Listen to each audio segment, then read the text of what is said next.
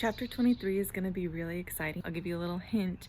We learn more about why the book is called Serafina and the Splintered Heart. So you're going to hear that phrase used by our two main characters right now, Rowena and Serafina.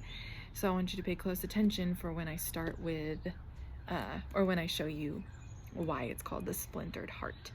It's really exciting to me to figure out why books are given their specific title. If you are in the group who is reading Hope is a Ferris Wheel with me, we've been trying to figure out why that book is called Hope is a Ferris Wheel. Well, today you're going to figure out why this is called Serafina and the Splintered Heart if you haven't figured it out already. Chapter 23. Serafina sat down on a log and gazed absently at the things around her. All she could think about, all she could feel was the vision. She knew now that the patio is where she had died. Died. Was that what happened? She'd been buried, that much was certain. But she wasn't truly dead, was she? Had Brayden saved her? She thought about what he must have gone through. He could never let anyone know what truly happened or the horrible thing he'd done. He had dragged the bloody body of his best friend through the forest and buried her. He hoped that she was still alive when he did it. In the days that followed, he must have been filled not just with the sadness of losing her, but with a terrible guilt. As he lied to cover things up, deceit must have mixed with anguish, and his body had been hurt, and his heart had been torn as cruelly as hers.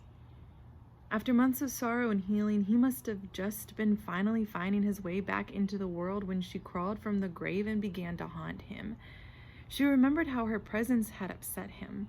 He'd seemed so frustrated and hopeless. We read together when we were in school that Brayden got really frustrated, kind of like aggravated, when Serafina went up and tried to talk to him and said, "Brayden, it's me, I'm back."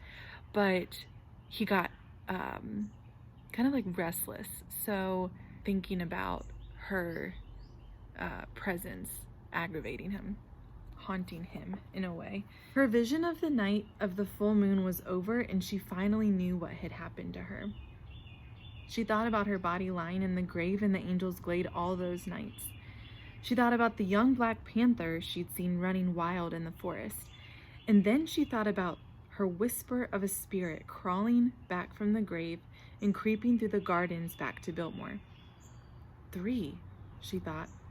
3 pieces? My human body, my panther body, and my spirit. I was split. And as horrible as it was to imagine, and as difficult as it was to accept, everything finally began to make sense in her mind. She knew from the stories of the mountain folk that there could only be one Black Panther in the forest at a time. And it's me, she thought. It's still me. I'm the Black Panther running through the forest. And I'm the dead girl lying in the grave. And I'm this lost spirit finding her way through the living world. On the night of the full moon, she and Brayden had fought an epic battle against Rowena, and they had lost. She had lost. The damaged black cloak had torn her apart and flung her pieces out into the world. Time and space, body and spirit, dream and waking, they were all a jumble now. She was not exactly dead. She was not exactly alive. She was not body or spirit.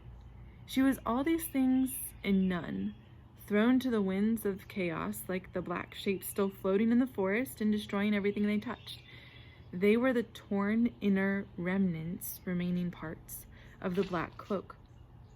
Still stunned, she looked over at Rowena. How do you show me this vision? It felt so real. I remember walking onto the patio that night and standing at the rail, but once the cloak went over my head, I was torn apart. I couldn't have seen all those things you showed me. Those couldn't have been my memories alone. No, Rowena said softly, lowering her head. Your memories, my memories, the light of the moon, the slip of the stars, it's everything that happened that night. The print of our movement on the thread of time. Serafina began to reply, but she was unable to find the right words, and she was still trembling from the experience of it. It was startling, she said finally. What I did is called scrying, Rowena said. It provides a vision of past events, a glimpse into the thread of time. And you've seen it before? Yes, Rowena said, and Serafina could see that it had affected Rowena as powerfully as it had affected her. You attacked me that night, Serafina said, trying to connect everything together in her mind. You tried to kill me with the black cloak. And I almost succeeded, Rowena said. You probably thought you had me as good as dead.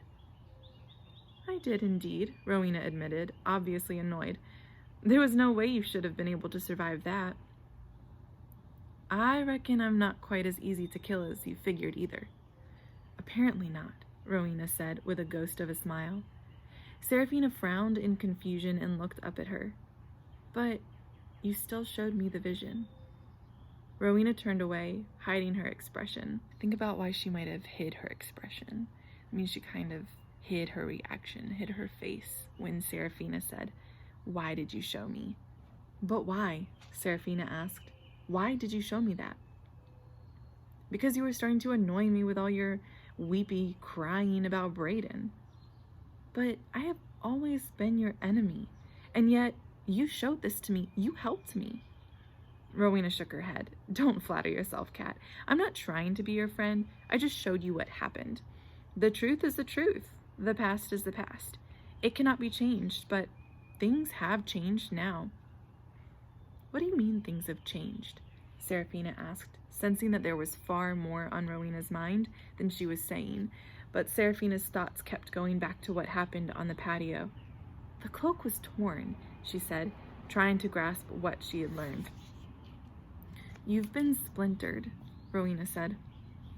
Serafina had seen it, experienced it, but when she heard the word splintered spoken out loud, her mind recoiled from the sound of it. It seemed too awful to comprehend that her heart, her soul, had been splintered from her body, and now she was in 3 pieces.